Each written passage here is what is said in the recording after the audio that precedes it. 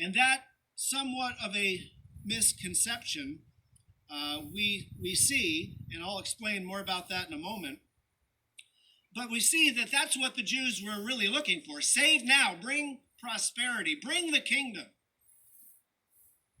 bring all the benefits. We see in that they were really not concerned about their own sin. They were really not concerned about God's righteousness and God's holiness and how it was being offended on a daily basis. They just basically wanted something that would benefit themselves, a place of prominence, peace, and prosperity in this coming kingdom. This is why Israel in her history was always more inclined to follow after the false prophets over the true prophets of God, because the false prophets were always offering those things, all the things that people want.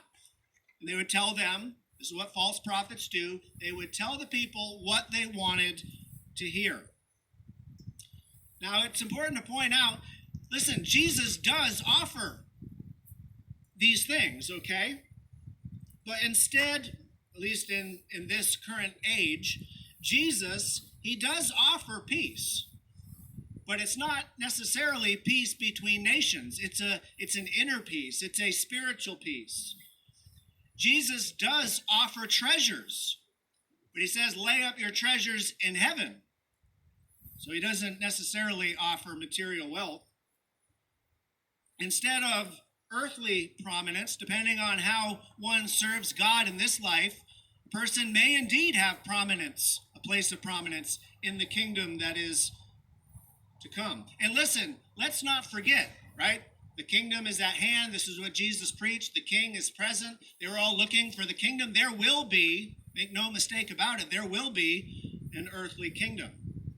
The day will come when Jesus will conquer all of his enemies. He will defeat a revived Roman Empire.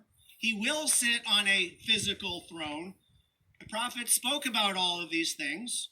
So here's the thing, the Jews were not necessarily wrong in thinking that. It's just that they didn't understand. And that's kind of one of the themes of this message, is that sometimes people just don't understand what God is doing. They did not understand that Jesus, the Messiah, would have to die, rise again, ascend into heaven. There would be the first advent to pay for sin, the second advent to then bring in the kingdom. They didn't get it.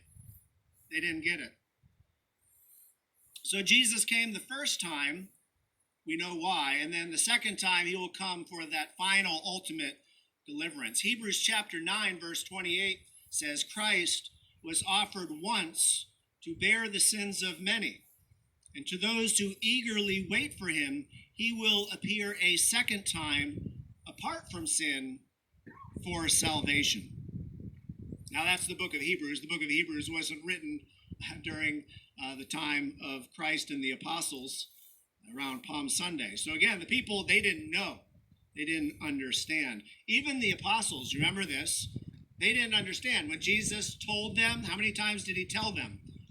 I'm going to be betrayed. I'm going to die. I'm going to be crucified, and I will rise again. Jesus told them that flat out, and they just couldn't process it. They couldn't comprehend how that was possible. It's only after the fact that those things became clear. And that's